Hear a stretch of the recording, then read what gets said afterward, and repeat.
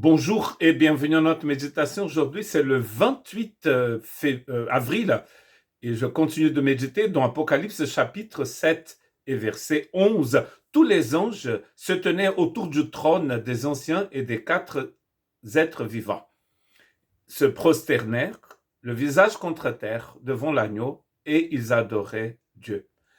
Nous sommes en train de parler de l'adoration qui est due à celui qui est assis sur le trône.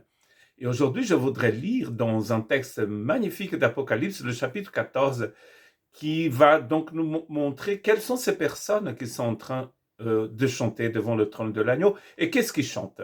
Lisons donc dans Apocalypse chapitre 14, verset 1, « Je regardais, je vis l'agneau debout sur le mont Sion et avec lui 144 000 personnes qui avaient son nom et le nom de son père écrit sur leur front. » Déjà, ça c'est une condition très importante pour être sur le mont Sion et pour être devant le trône de l'agneau, c'est d'avoir le sceau de l'agneau en soi. Le sceau de l'agneau, ici dans l'Apocalypse, c'est le contraire, c'est à l'opposé de la marque de la bête. Donc, la marque de la bête et le sceau de l'agneau, ce sont des choses qui s'opposent et en fait, ils parlent de l'appartenance au Seigneur. Et là, ils sont sur le mont Sion. Ce mont Sion, il est décrit dans le psaume 125 comme étant un endroit où le Seigneur demeure pour toujours. Ceux qui se confient en l'Éternel sont comme le mont Sion, il est inébranlable et il demeure pour toujours. Et dans Hébreux chapitre 12, verset 22, au contraire, vous êtes approchés du mont Sion, de la cité du Dieu vivant, la Jérusalem céleste et ses dizaines de milliers d'anges. Je vous ai dit, et je vais redire, c'est que la meilleure façon de comprendre le livre d'Apocalypse, c'est d'abord d'essayer de comprendre dans le livre lui-même le significat des chiffres, des endroits, des choses. Et nous voyons que dans le livre d'Apocalypse, il parle de mont Sion devant le trône de l'agneau, Nouvelle Jérusalem. Hébreux 12, 22 nous explique que le mont Sion ici, bien sûr, c'est pas une montagne sur terre, mais c'est en fait la nouvelle Jérusalem, la cité de Dieu, c'est-à-dire le lieu où Dieu demeure et où son église, son épouse, va demeurer avec lui pour toujours. S'il est inébranlable, c'est forcément pas de cette création, parce que tout dans cette création, selon Hébreu, est ébranlable et va être ébranlé. Alors que la nouvelle Jérusalem, ici dans Hébreu appelée la Jérusalem céleste, elle ne peut pas être ébranlée. Donc ce n'est pas la ville de Jérusalem, ce n'est pas Mont Sion en Palestine, c'est la montagne du Seigneur où il habite et où nous allons habiter pour toujours. Donc Apocalypse chapitre 14 nous parle de cet instant éternel quand le peuple qui a reçu le sceau de l'agneau chante.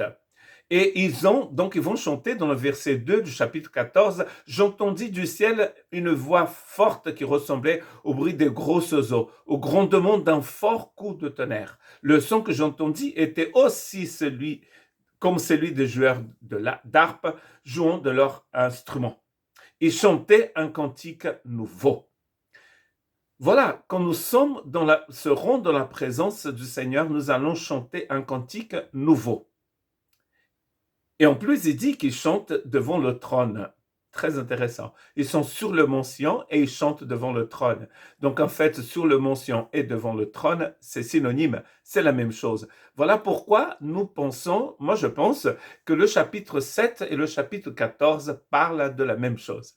Dans le chapitre 7, c'est écrit qu'ils sont devant le trône de l'agneau.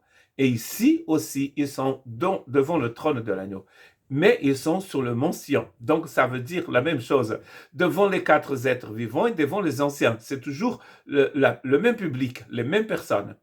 Personne ne pouvait apprendre ce cantique excepté les 144 000. Très intéressant que dans le chapitre 7, ils sont 144 000. Dans le chapitre 14, ils sont aussi 144 000. C'est-à-dire que l'agneau n'a perdu aucun de ces 144 000. De la multitude qu'on ne peut pas compter. Donc 144 000 est aussi appelé ceux qu'on ne peut pas compter. Donc on ne peut pas compter humainement parlant, parce qu'ils sont très nombreux et ils sont tous là. Ça, c'est très important. Et ils chantent le même cantique. Bien sûr, c'est le cantique de la rédemption. C'est le cantique de la vie éternelle, le cantique de la nouvelle naissance. C'est ce cantique de délivrance que nous avons reçu et que nous chantons pour l'agneau. C'est écrit dans le texte d'ailleurs que les 144 000, ils ont été rachetés. Ah, donc c'est le cantique de la rédemption parce qu'ils sont tous rachetés. Ce sont ceux qui ont été rachetés de la terre. Ce sont ceux qui ne se sont pas souillés, il dit ici. En effet, ils sont vierges et ils suivent l'agneau partout où il va. Ce qui est très beau, c'est que c'est ce que vous avez fait, ce que nous avons fait avant d'être rachetés, a été effacé et Dieu nous voit comme si nous étions vierges. C'est-à-dire, nous ne sommes pas touchés par le péché et par la mort.